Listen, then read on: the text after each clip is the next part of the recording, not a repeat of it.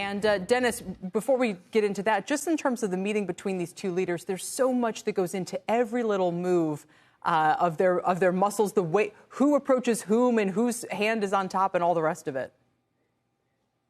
It's like an intricate dance. And I think this time the U.S. is in a little better position to negotiate with the Chinese than they were in the past. Because, Xi hasn't been to the U.S. since 2017, and a lot has happened since then. Yeah. Where this all being the case and the way that the rhetoric has quickly warmed up around the relationship, would you all of a sudden expect to go from advising companies on how to get out of China, as you said, had kind of been more of the work in recent months, to once again talking to them about how to get in? I am still very reluctant to encourage companies to go into China, or at least if they're in China, I think it's better for them to sort of spread the risk to outsource things that they have in China. For example, this Q3, which we just finished, China had a deficit of inbound foreign investment of about $11.8 billion. That's the first time in memory that I think people have not been investing in China. And if I were Xi Jinping, that would really concern me. Let's take in a little bit of the scene here, Dennis, as President Xi of China exits his automobile. Marine Guards doing so, the president and Xi greeting one another with a seemingly warm handshake. And now they turn to move into the venue where some of their discussions will take place.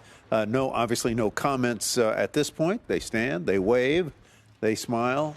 All rather obligatory, I suppose, for these kinds of circumstances. This is the first time in, I believe it is 6 years, that President Xi has been on U.S. soil, Dennis. There have been encounters with U.S. presidents along the sidelines of other APEC summits like this one. What is, as they go behind closed doors, what is the best outcome, the single best thing that could happen from these talks?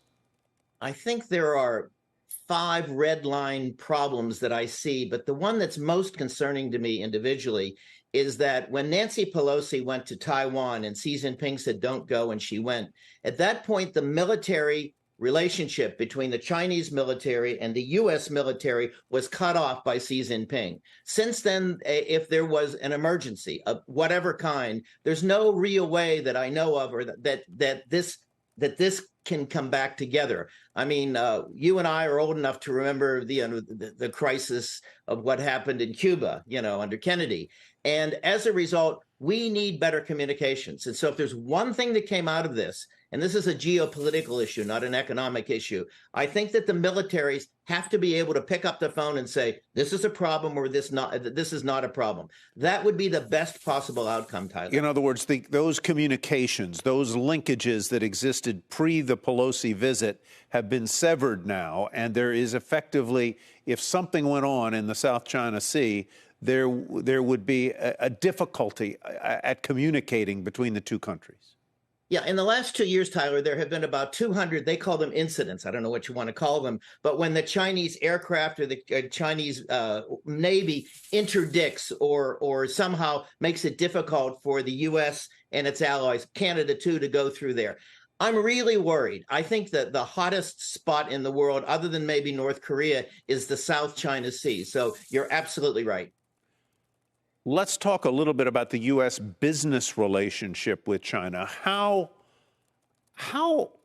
awkward is it, basically, for U.S. businessmen and women to be sitting down and having dinner with a geopolitical adversary like Xi Jinping, and not just a geopolitical adversary, but a business adversary like Xi Jinping? In other words, China is competing directly with Tesla. They have Tesla factory in China, but they are competing for EV superiority with Tesla in a very big way. Well, Tim Cook's not going to be there tonight, according to published reports. About 20 to 25% of what Apple sells, not just to China, but in the region, is there. Somebody like him has to be extremely concerned because he outsources a lot of his products coming back to him. But you have somebody like Darren Woods, who is the CEO of Exxon. Exxon just signed a multi-billion-dollar contract in Guangdong province, which is in southern China, to put in a factory that produces plastics, because Exxon wants to sell a lot of plastics to the Chinese in the future. Exxon has a direct interest in making sure that the relationship between China and the United States is better. And then you have Elon Musk.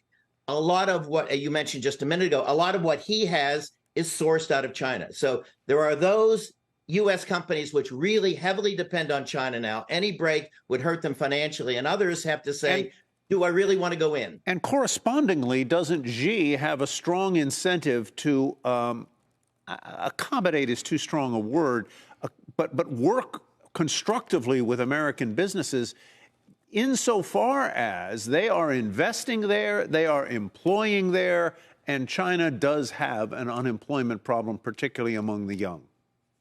You're absolutely right. Their unemployment with the under 25 workers is about 21%. Anywhere in the world, that's a problem. But for someone who wants to have total economic control and political control over his economy, that has to really, really concern Xi. And I think that he'll want to make nice, and he'll want to say to these leaders at the dinner tonight, please help me with the president. But the U.S., as you see, has raised the level of national security to a higher level. You know, the best example are the chips and the AI technology. Yeah. So it's really going to be a delicate dance today. Dennis, we always value your insight and analysis, particularly on a day like this. Dennis Unkovic, thank you.